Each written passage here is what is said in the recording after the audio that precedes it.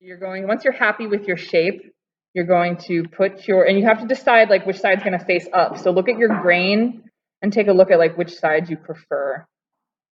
I think I like this side better.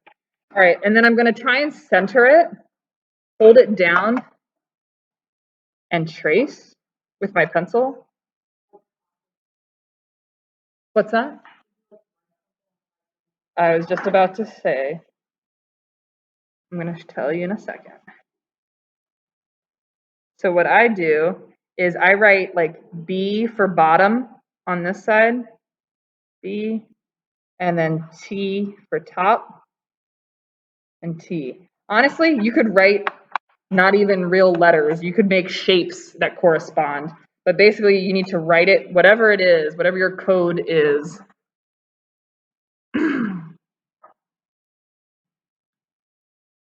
It needs to correspond with the ends here. Wow, that couldn't be more fuzzy. Okay, there we go. That's a little bit better. There we go. I have the number 6 written on mine because I was numbering them. I was cutting them for you all. Okay. And then when I remove this, there should be a line like that. Does that make sense? I do. All right, so I have my piece of basswood clamped to my table just on one side because I'm going to start on the opposite. It honestly doesn't matter. You can decide. I'm right-handed, so I put my clamp over here on the left side just because it'll be easier for me to access this area that I'm going to start chiseling at. Okay.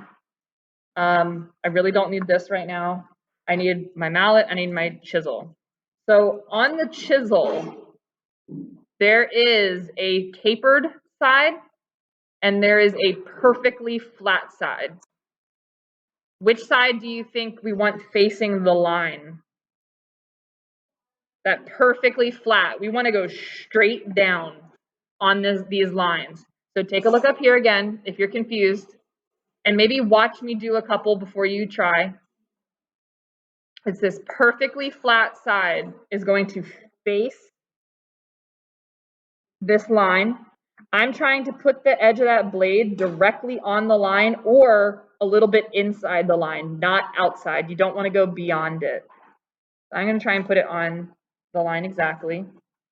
And then you don't need to chisel awfully deep. You enjoy that? Oh, good.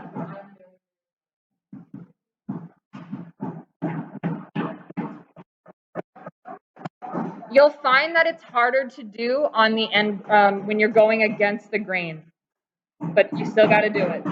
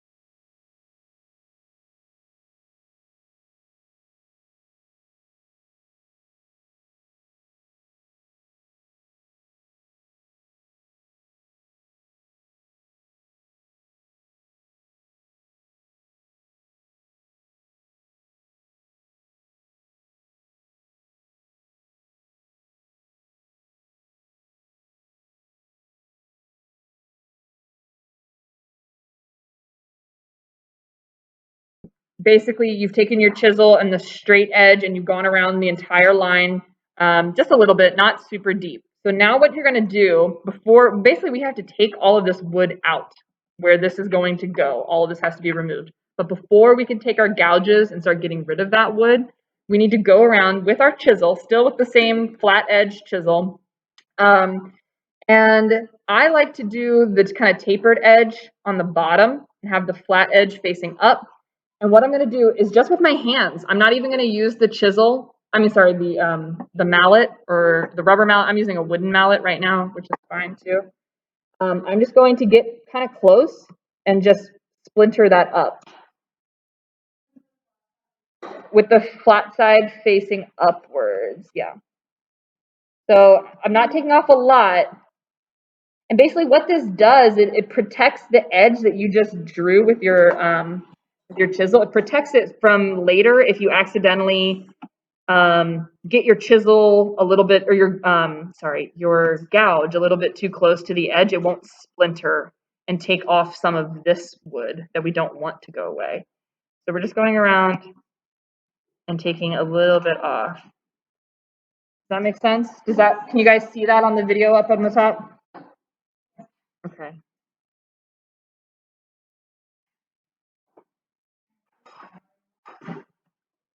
Yeah, if you need to keep chiseling, I know Charlotte and Ashlyn, you might need to.